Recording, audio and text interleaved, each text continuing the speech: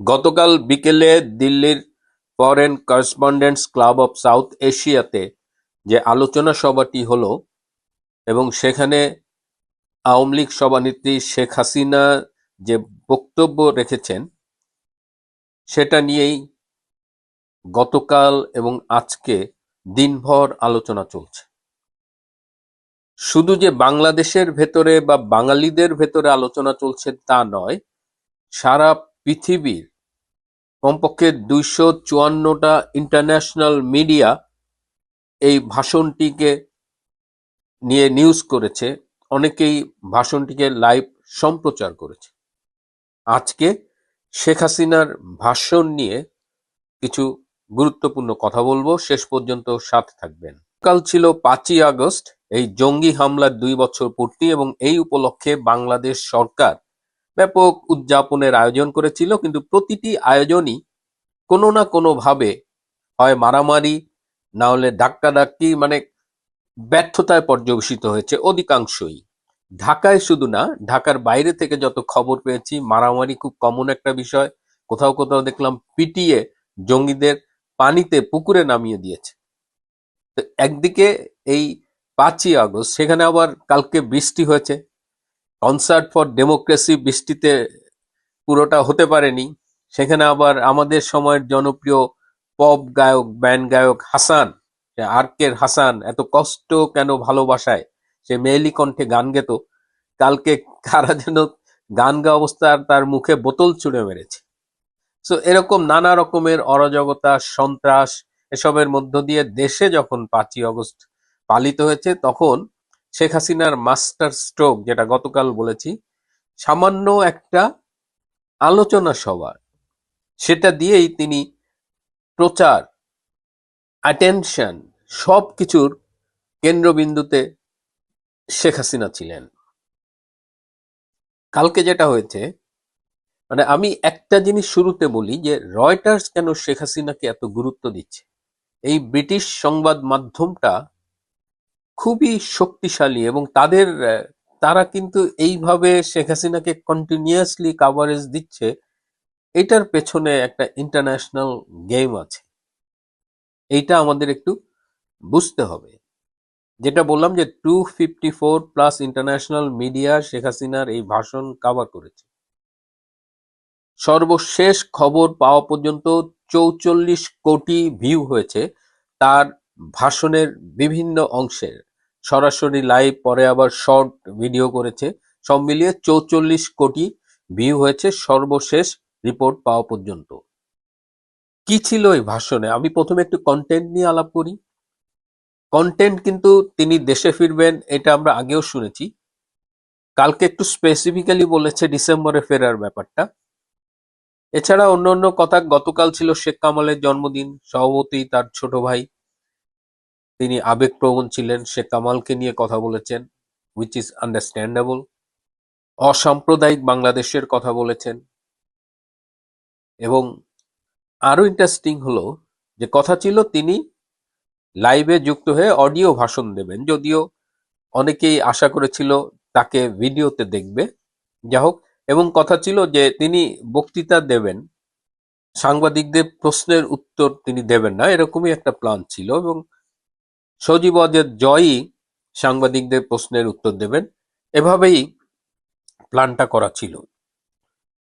কিন্তু সংবাদ সম্মেলনের এমন একটা পরিস্থিতির উদ্ভব হয়েছে, এবং যতদূর খবর পেয়েছি সজীব ওয়াজেদ জয়ও মায়ের কাছে টেক্সট করেছে যে কিছু প্রশ্নের উত্তর দিতে, এবং শেখ হাসিনা অত্যন্ত স্বতঃস্ফূর্তভাবে সাংবাদিকদের প্রশ্নের উত্তর দিয়েছেন। একেবারে নিন্দুক যারা শেখ হাসিনার নাম শুনতে পারে না, তারা অনেকেই বলছেন যে এই ভাষণের নতুন কি আছে। এটা কি আসলেই শুধু একটা ভাষণ, তার উচ্চারিত শব্দাবলী? আমার কাছে তো মনে হয় যে এটা ভাষণের চাইতেও অনেক বেশি গুরুত্বপূর্ণ। সারা পৃথিবীর শেখ হাসিনার প্রতি আগ্রহ, এবং এখনো Bangladesh, south Asia related geopolitical situation, সবকিছুর কেন্দ্রবিন্দুতে কিন্তু শেখ হাসিনা অবস্থান করছেন, এবং সেটা আবার গতকাল প্রমাণ হলো। তিনি যেন এই ভাষণটা না দিতে পারেন, এটার জন্য বাংলাদেশ সরকার এমন কিছু নাই যে তারা করেনি, কিন্তু ভারত সরকার বাংলাদেশ সরকারের এই আবেদন নিবেদন অনুরোধ এগুলোকে কোনো পাত্তা দেয় নাই, বরং ভারত সরকার বুঝিয়ে দিয়েছে। তারা বলেছে এটা একটা বেসরকারি আয়োজন, কিন্তু তাছাড়াও তারা বুঝিয়ে দিয়েছে যে বাংলাদেশের প্রশ্নে, আঞ্চলিক স্থিতিশীলতার প্রশ্নে শেখ হাসিনা এখনো তাদের long term partner, political partner. এটা কিন্তু কালকে ভারত বুঝিয়ে দিয়েছে। বাংলাদেশ সরকার এত নার্ভাস ছিল যে আমাদের ফরেন মিনিস্ট্রি একটা স্টেটমেন্ট দিয়েছে, সেই স্টেটমেন্টে 1 ঘন্টায় তারা 9 বার কারেক্ট করেছে।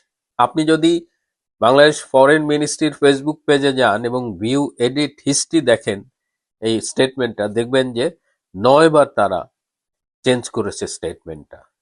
তো 1 ঘন্টায় 9 বার চেঞ্জ করার তারপরেও স্টেটমেন্টে প্রচুর ভুল আছে, ইনফরমেশনের ভুল, বানান ভুল, মানে কাপাকাপি অবস্থা। এবং আমরা দেখলাম যে যারা এই ভাষণটা সম্প্রচারে বাধা দিয়েছে, মানুষজনকে নিবৃত করার চেষ্টা করছে, তারাও এই ভাষণটা দেখেছে। কারণ ওখানে যখন আপনি জয়েন করবেন তখন আপনার নামটা দেখা যায় এবং সেই স্ক্রিনশট সামাজিক যোগাযোগ মাধ্যমে ঘুরে বেড়াচ্ছে। বাংলাদেশে মানুষ দল বেঁধে এই ভাষণ দেখেছে। সরকার চেষ্টা করেছে, বাংলাদেশের মিডিয়ায় নিউজ ছাপাতে দেয়নি, কিন্তু তাতে কি কোনো কিছু আটকে আছে?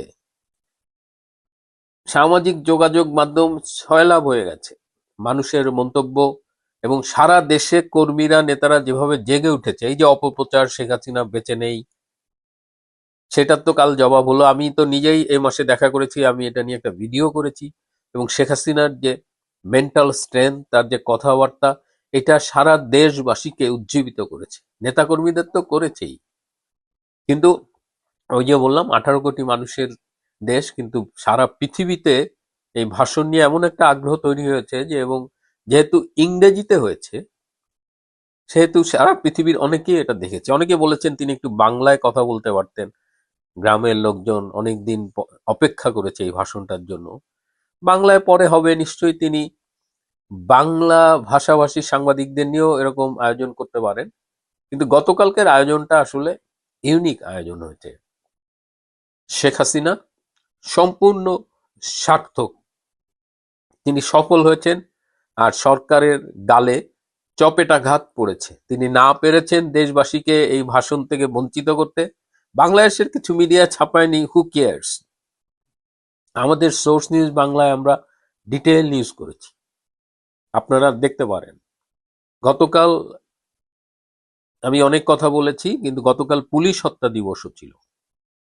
64টা থানায় আক্রমণ করা হয়েছে, অসংখ্য পুলিশ হত্যা করা হয়েছে। এই সংখ্যাটা নিয়ে এখনো বিতর্ক রয়েছে।